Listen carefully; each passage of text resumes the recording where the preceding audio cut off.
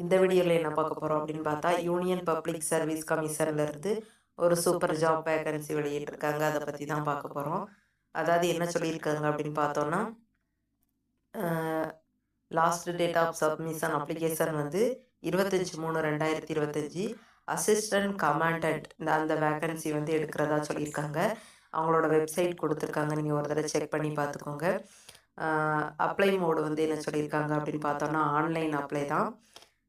அதுக்கப்புறம் வந்துட்டு மாடிஃபிகேஷன் இன் OTR profile, அதாவது 7 days from next day after the closure of application window. அதாவது உங்களுக்கு எதுவும் கரெக்ஷன் இருக்குது வைக்க அப்படின்னு சொல்லி சொன்னால் 7 நாள் டைம் உண்டு. அந்த டைமில் வந்து நீங்கள் வந்து கரெக்ஷன் பண்ணிக்கலாம். அதாவது 10th board examination roll number அதில் சொல்லியிருக்காங்க, பார்த்துக்கோங்க, ஒரு டைம் ரீட் பண்ணி பார்த்துக்கோங்க. அதுக்கப்புறம் வந்து உங்களுக்கு அந்த கரெக்ஷன் டைம்ன்றது வந்து 26/3/2025 1/4/2025 அந்த டைமுக்குள்ளே வந்து நீங்கள் வந்து உங்களோட அப்ளிகேஷனில் வந்து எந்த ஒரு மிஸ்டேக் எதுவும் இருந்தாலுமே கரெக்ஷன் பண்ணிக்கலாம் அப்படின்னு சொல்லியிருக்காங்க. அதுக்கப்புறம் வந்துட்டு என்னென்ன வேணும் கேண்டிடேட்ஸ் வந்து அப்ளை பண்ணணும் அப்படின்னு சொல்லி பார்த்தோன்னா, ஃபோட்டோ, ஐடி கார்டு, அதுக்கப்புறம் Aadhaar card, voter card, PAN card, passport, driving licence, any other photo, ID card இருந்துச்சு அப்படின்னா அதை வச்சு நீங்கள் அப்ளை பண்ணிக்கலாம் அப்படின்னு சொல்லியிருக்காங்க. அதுக்கப்புறம் வந்துட்டு application can be filled out 25 March 2025 சாயங்காலம் 6 மணி வரை உங்களுக்கு டைம் உண்டு. அப்போ வரை நீங்கள் வந்து அப்ளிகேஷன் அப்ளை பண்ணிக்கலாம் அப்படின்னு சொல்லியிருக்காங்க. அதுக்கப்புறம் வந்துட்டு நெகட்டிவ் மார்க் உண்டா அப்படின்னு சொல்லி கேட்டால் கண்டிப்பாக உண்டு. இதில் நெகட்டிவ் மார்க் உண்டுன்னு சொல்லி மென்ஷன் பண்ணியிருக்காங்க. அதுக்கப்புறம் வந்து வேறு என்ன சொல்லியிருக்காங்க,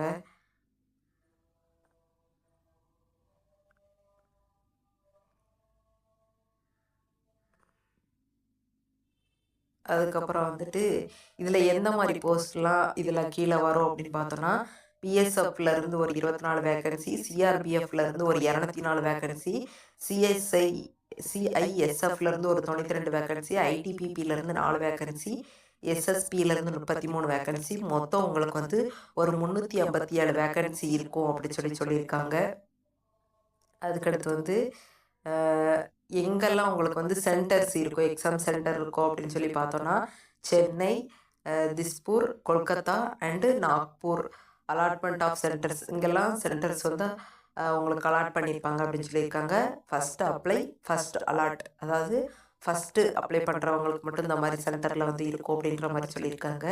அதுக்கு வந்து சென்டர்ஸு, அடுத்து நம்பரு, சென்டர்ஸு, எங்கெங்கே சென்டர்ஸ் இருக்கும் அப்படின்றத மென்ஷன் பண்ணியிருக்காங்க. கீழே டீட்டெயிலாக ரீட் பண்ணி பார்த்துக்கோங்க.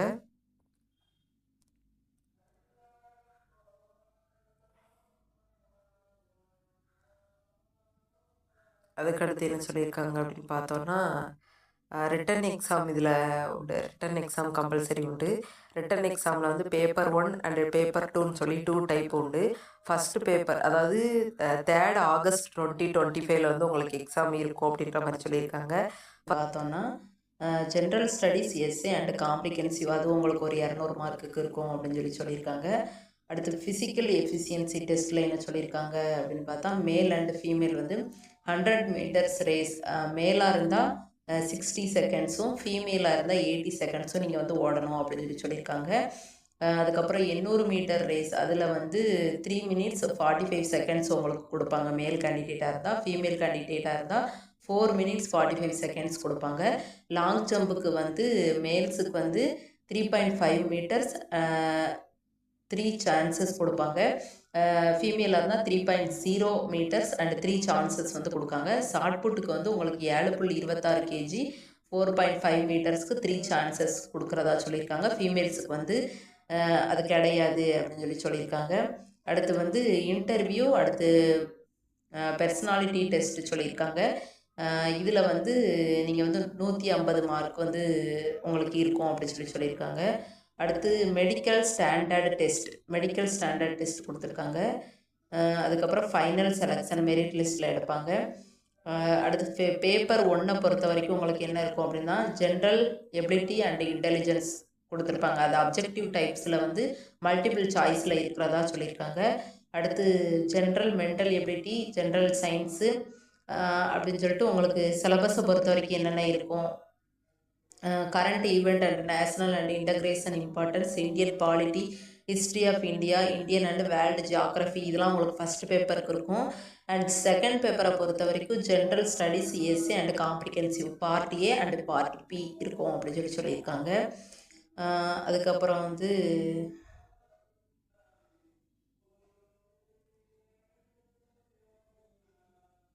அதுக்கப்புறம் வந்து ஃபிசிக்கல் ஸ்டாண்டர்டில் வந்து உங்களுக்கு எப்படி இருக்கும் அப்படின்னு பார்த்தோன்னா, மென்னாக இருந்தால் நீங்கள் 160 சென்டிமீட்டரும், உமன்னாக இருந்தால் 157 சென்டிமீட்டர் இருக்கணும் அப்படின்னு சொல்லியிருக்காங்க. ஹைட்டை பொறுத்தவரை ஜெஸ்ட்டை பொறுத்த வரைக்கும் மென்னாக இருந்தால் 81 சென்டிமீட்டர், உமனுக்கு வந்து நாட் அப்ளிகபிள் தான்.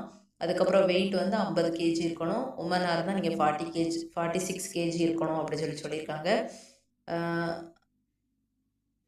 அதுக்கப்புறம் வந்து ஐசைட், ஆமாம், மெடிக்கல் ஸ்டாண்டர்டில் வந்து உங்களுக்கு ஐ வந்து எப்படி செக் பண்ணுவாங்க அப்படின்றத கொடுத்துருக்காங்க, பார்த்துக்கோங்க.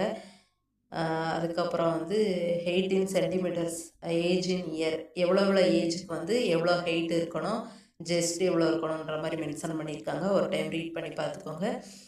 அதுக்கப்புறம் இந்த பிடிஎஃப் லிங்க் வந்து நான் உங்களுக்கு டிஸ்கிரிப்ஷனில் கொடுக்கேன், டவுன்லோட் பண்ணி பார்த்துக்கோங்க.